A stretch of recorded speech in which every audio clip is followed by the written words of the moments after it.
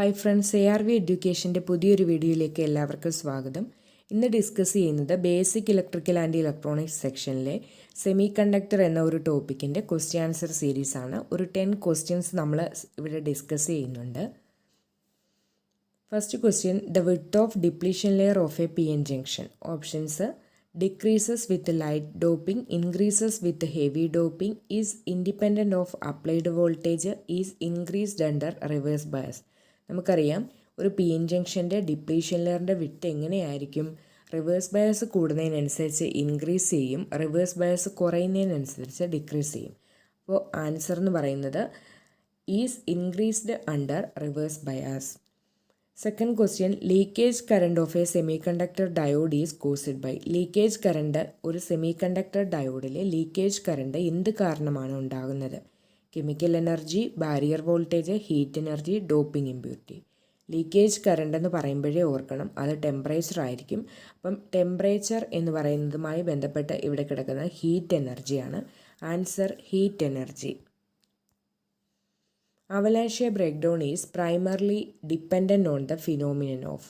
അവലാൻഷ്യ breakdown എന്ത് phenomenon കാരണമാണ് ഉണ്ടാകുന്നത്, അല്ലെങ്കിൽ അവലാൻഷ്യ ബ്രേക്ക് ഡൗണിന് കാരണമാകുന്ന ആ ഫിനോമിനൻ എന്താണ്?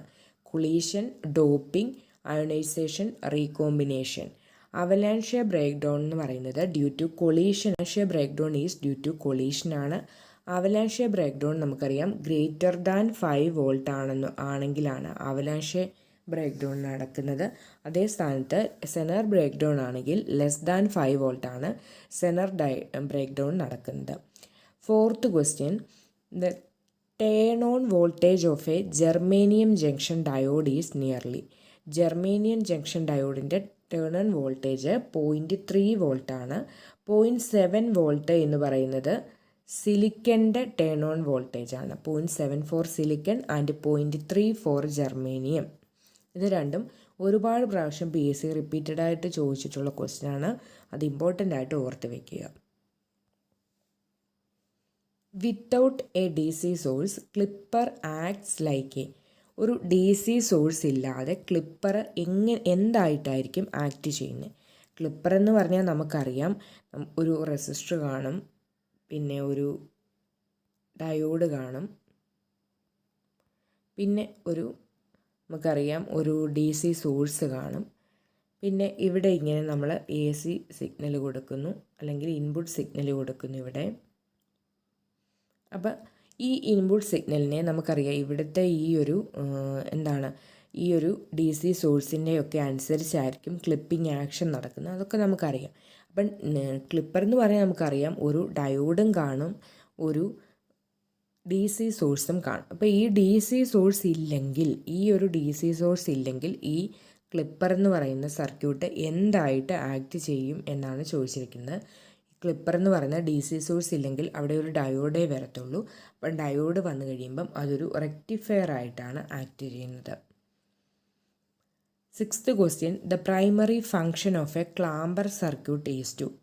Options: suppress variations in signal voltage, raise positive half of the signal, reduce negative half cycle of the signal, introduce a DC level into an AC level. Answer is introduce a DC level into an AC level. Seventh question, when used in a circuit, Zener diode is always.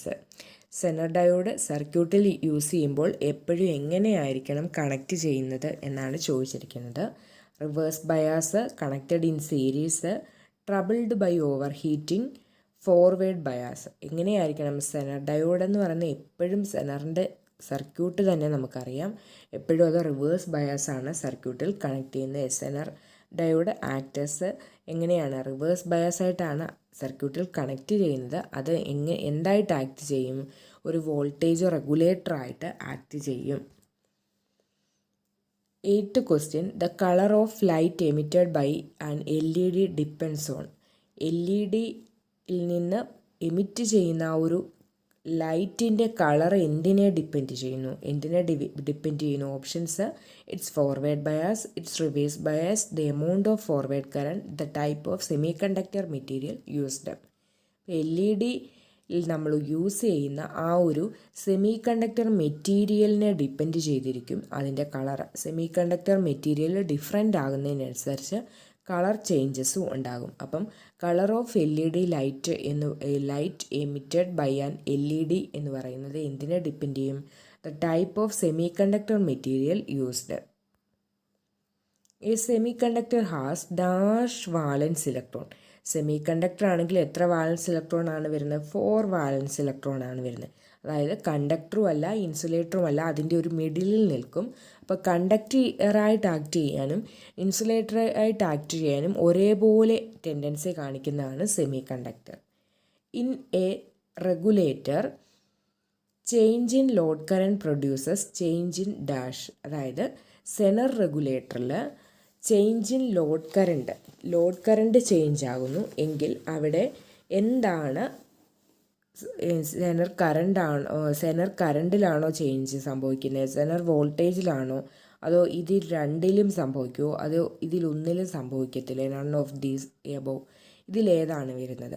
അതായത് zener റെഗുലേറ്ററിൽ എന്ന് പറയുമ്പം load കറണ്ടും അതുപോലെ തന്നെ Zener കറണ്ടും ഒക്കെ തമ്മിലൊരു റിലേഷനുണ്ട്. നമുക്കറിയാം IS is equal to IZ plus IL. ഇതാണ് നമ്മുടെ ഇക്വേഷൻ. ഇതിനകത്ത് IS എന്ന് പറയുന്നത് സോഴ്സ് കറണ്ടാണ്. അതായത് നമ്മൾ കണക്ട് ചെയ്തിരിക്കുന്ന ആ ഒരു ഗിവൺ ഇൻപുട്ട് സപ്ലൈ വോൾട്ടേജിനനുസരിച്ച് വരുന്ന കറണ്ടാണ് ഈ IS. IZ എന്ന് പറഞ്ഞാൽ സെനർ കറണ്ടും IL എന്ന് പറഞ്ഞാൽ ലോഡ് കറണ്ടുമാണ്. അപ്പോൾ ഈ IS എന്തായാലും വോൾട്ടേജിനനുസരിച്ച് കോൺസ്റ്റൻ്റ് ആയിട്ട് നിൽക്കുകയാണ്. അപ്പം ISനനുസരിച്ച് ഇവിടെ എന്താണ് സംഭവിക്കുന്നത്? ചേഞ്ച് ഇൻ ലോഡ് കറണ്ട് ആണല്ലേ. അപ്പം ലോഡ് കറണ്ട് IL ചേഞ്ച് ആകുന്നു. അപ്പോൾ സ്വാഭാവികമായിട്ടും എന്താണ്? IZ ആണ് ചേഞ്ച് ആകുന്നത്. ഇതിന് ചേഞ്ച് ഉണ്ടാകുന്നതിനനുസരിച്ച് ഈ IZ ചേഞ്ച് ആയാൽ മാത്രമേ ഈ IS കോൺസ്റ്റൻ്റ് ആയിട്ട് നിലനിൽക്കുന്നുള്ളൂ അവിടെ. അപ്പോൾ അതാണ് IL എന്ന് പറയുന്ന ലോഡ് കറണ്ട് ചേഞ്ച് ആകുന്നതിനനുസരിച്ച് സെനർ കറണ്ടാണ് ചേഞ്ച് ആകുന്നത്. ഓപ്ഷൻ സെനർ കറണ്ടാണ് ആൻസർ വരുന്നത്. ഇത്രയേ ഉള്ളൂ നമ്മുടെ 10 ക്വസ്റ്റ്യൻ. ഈ 10 ക്വസ്റ്റ്യൻസും ഇമ്പോർട്ടൻ്റ് ആയിട്ടുള്ള ക്വസ്റ്റ്യനാണ്. നേരത്തെ PSC ചോദിച്ചിട്ടുള്ള ക്വസ്റ്റ്യൻസാണ്. റിപ്പീറ്റഡ് ആയിട്ട് ഇപ്പോഴും ചോദിച്ച് കാണുന്നു പല ക്വസ്റ്റ്യൻ പേപ്പറിലും. ഇതിനകത്തെ ഈ 10ാമത്തെ ക്വസ്റ്റ്യൻ 9ാമത്തെ ക്വസ്റ്റ്യനൊക്കെ ഈ അടുത്തിടെ നടന്ന PWD എഞ്ചിനീയറിംഗ് അസിസ്റ്റൻറ്റ് ഇലക്ട്രോണിക്സ് വിങ്ങിലേക്കുള്ള ആ ഒരു തസ്തികയിൽ ചോദിച്ച ക്വസ്റ്റ്യൻസാണ് ഈ 9, 10 ഒക്കെ ക്വസ്റ്റ്യൻസ്. അപ്പോൾ ഇത് നേരത്തെയും PSC ചോദിച്ചിട്ടുണ്ട്, ഇപ്പോൾ വീണ്ടും ചോദിച്ചും കാണുന്നുണ്ട്. അതുകൊണ്ട് ഇമ്പോർട്ടൻ്റ് ആയിട്ട് എല്ലാവരും നന്നായിട്ട് ഇത് ശ്രദ്ധിച്ച് പഠിക്കാൻ നോക്കുക. Thank you for watching my video. Thank you all.